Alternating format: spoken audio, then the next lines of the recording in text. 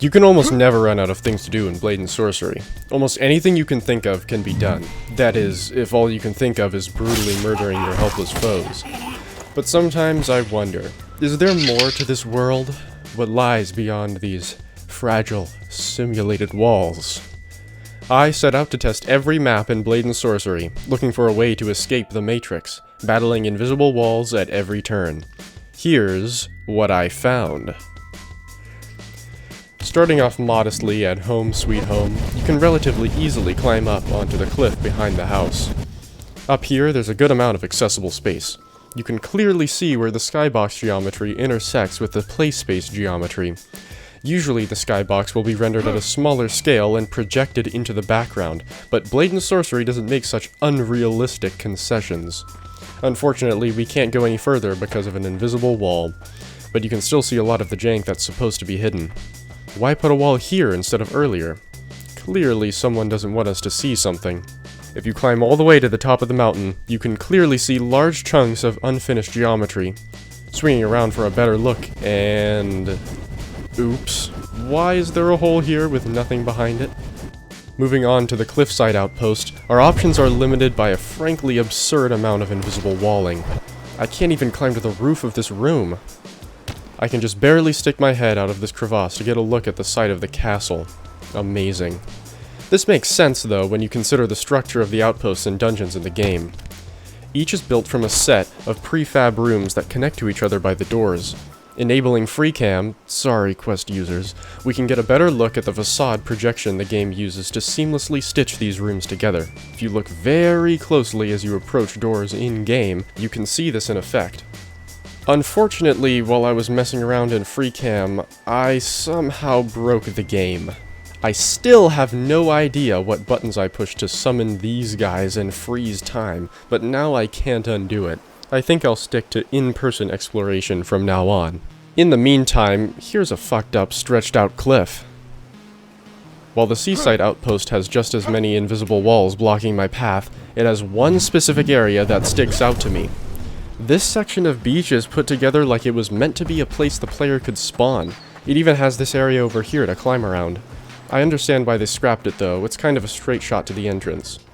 Also, there's some cliffs over here you can fall through and glimpse the skybox. If you keep swimming in that direction, you can load the next room and unload the entrance, causing you to fall forever.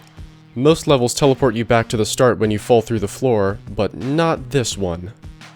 With high walls and invisible ceilings, you're pretty much boxed in with the Dalgarian dungeons. If you go up here though, there's a little hole you can fall through. Neat. The ruins have a lot more interesting holes to poke in, and much less consistent patching of invisible walls.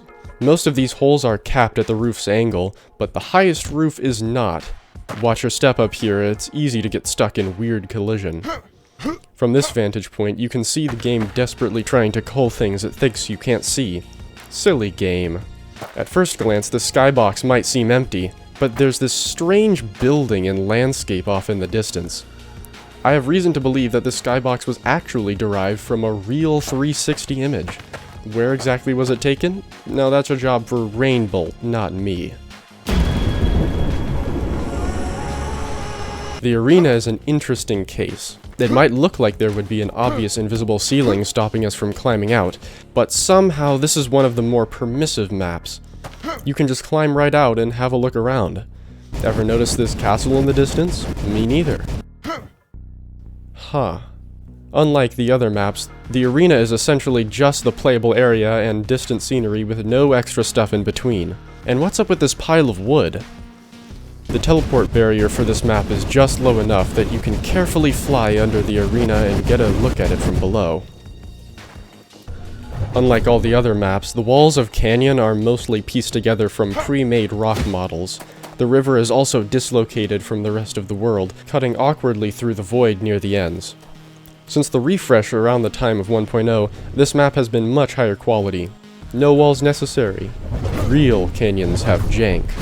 As a consequence of piecemeal map composition, overlapping rocks can have some strange effects. For a more open cliffside experience, the Citadel offers in spades.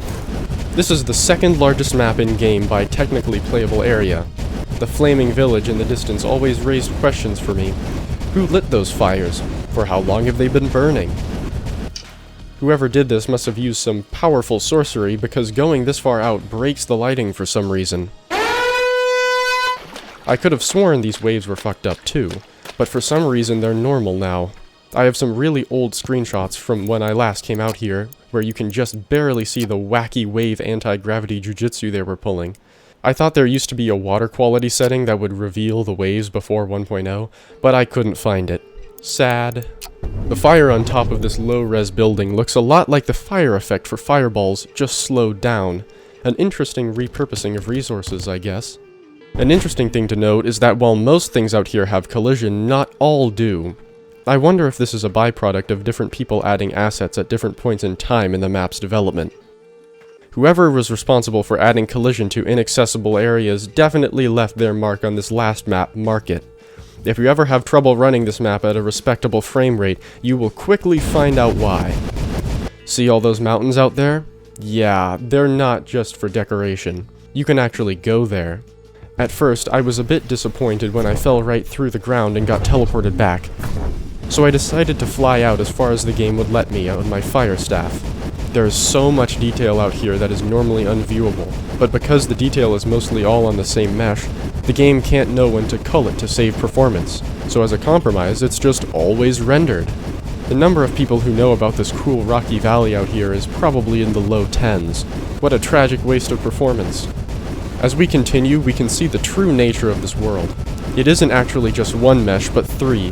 The first forms the floor of the playable area, the second its surroundings, and the third the distant mountains, all stacked on top of each other. It would make sense for the second and third layers to have no collision for performance, but for some reason the outermost layer is fully playable. To get a better view, I decided to climb up a mountain, completely unprepared for the journey ahead.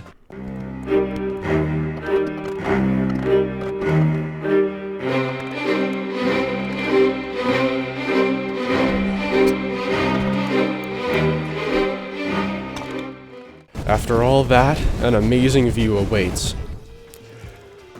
If only I remembered to turn on my microphone so I could show my reaction here.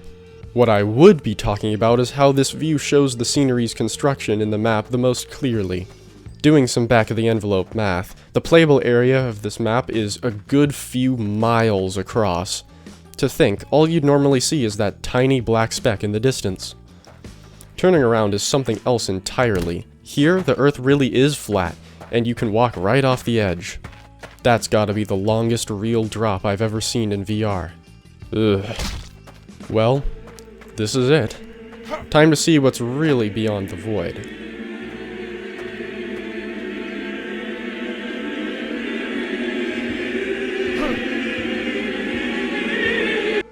What? Oh, man. I hope that was as enlightening for you as it was for me. It's super interesting to peel back the curtain a bit and explore the little quirks and oddities left over from production that dwell just beyond the veil. No shade to the developers, of course. Really, they did an amazing job just getting anything decent looking to run in VR. If anything, I would tell the devs to remove the invisible walls and keep more weird places in. The feeling of pushing up against the boundaries of what this game can handle is part of what keeps me coming back again and again.